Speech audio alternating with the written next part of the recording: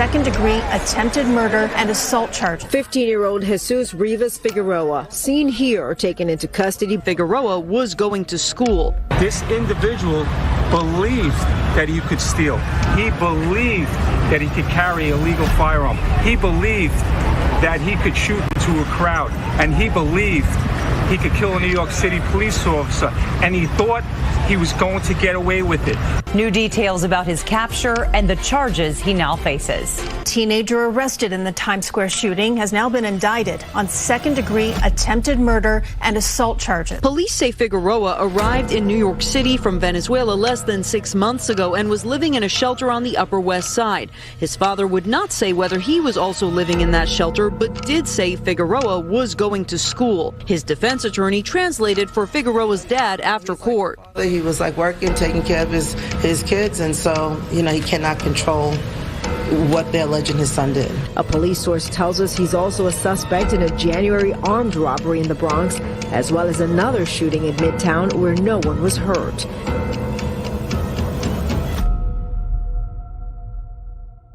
New Yorkers. And hitting a tourist in the leg instead.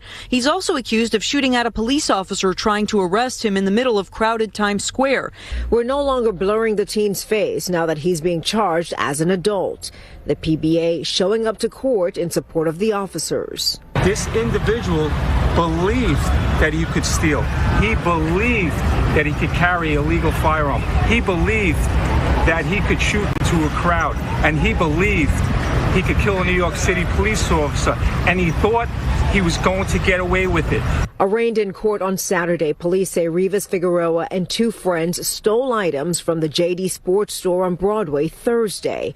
When confronted by a security guard, police say he opened fire inside the store, hitting a 38-year-old tourist from Brazil in the leg. This can't be the message that we're sending the world, that you can't come to New York City, that you can't do some shopping without getting shot. Two officers spotted the teen near 7th Avenue and 47th Street and tried taking him into custody.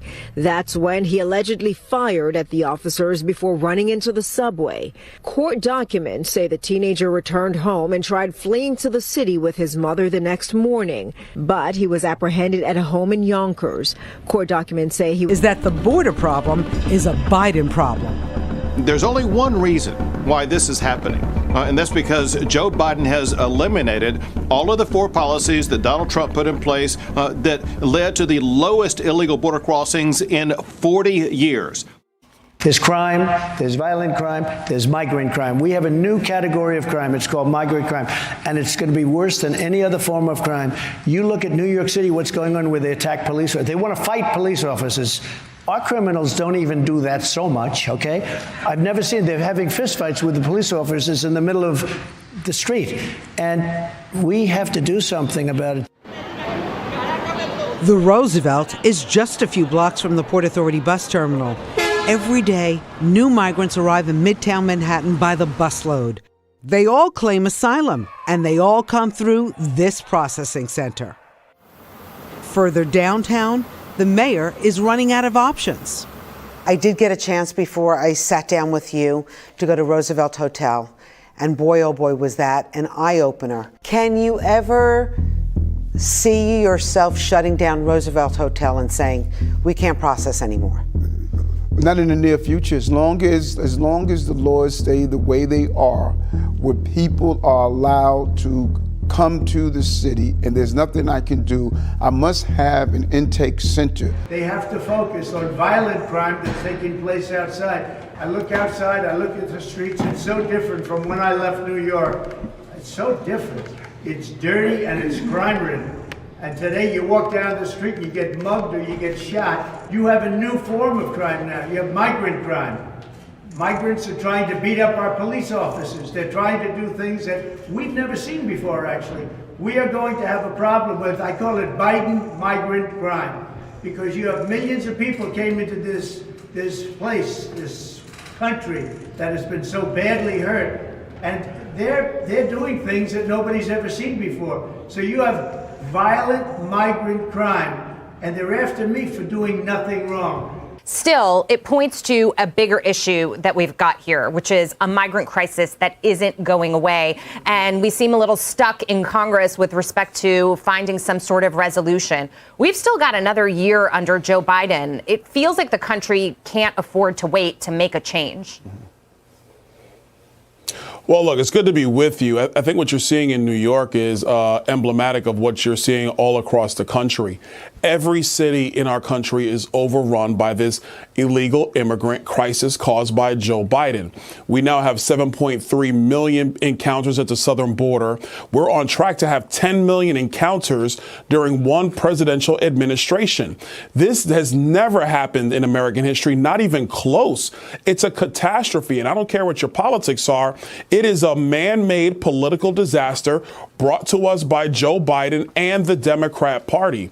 So in New York, they can now say that they're going to now reverse course and not give social services to illegal immigrants. But the reality is that the Democrat Party realizes how terrible of a policy this has become, and they're trying to place blame and change the subject.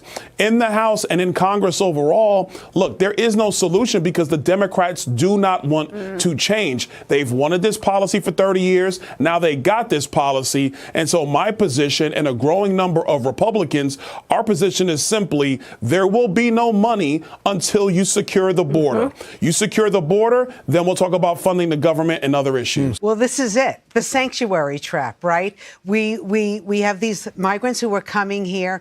We're forced to find them shelter, and yet we've run out of shelter. We have migrants in over 200 shelters. Some of them we've had to erect big tents in Randall's Island, right? Floyd Bennett Field, which has been a disaster. They've actually had to move the migrants when the weather got really bad there, and they moved them to a school and basically displacing students for a day. Right.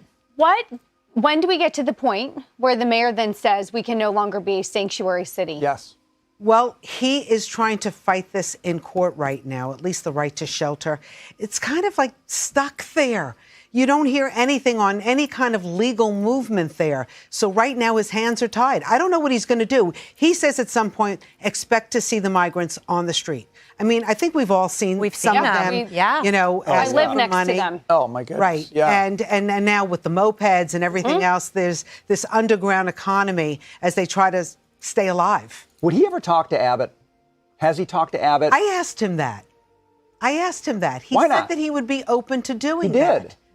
I don't know who has to make the first move, but he said he would be open to doing that.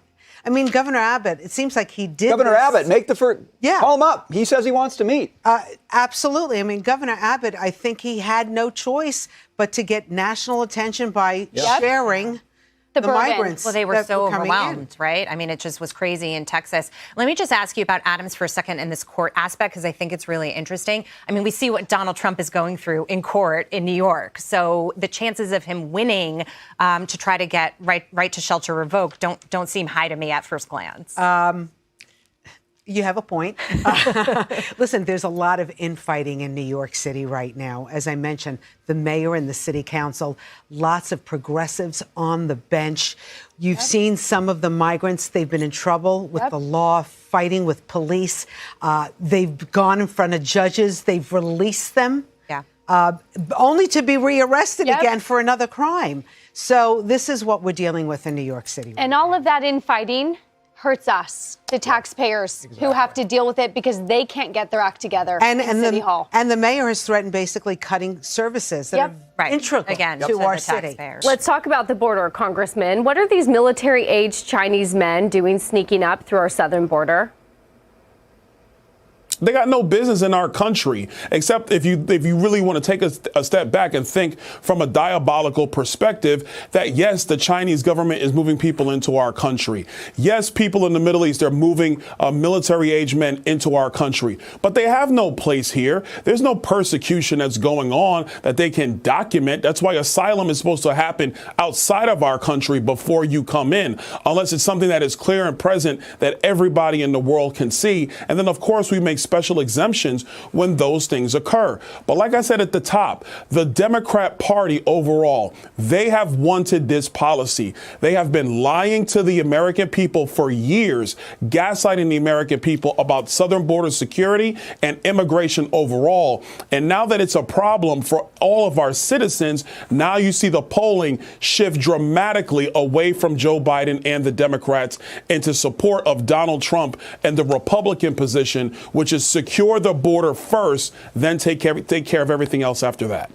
Former President Donald Trump has vowed to crack down on immigration again if he's elected to a second term in office. All the time, I'll solve the border problems within 24 hours of taking office.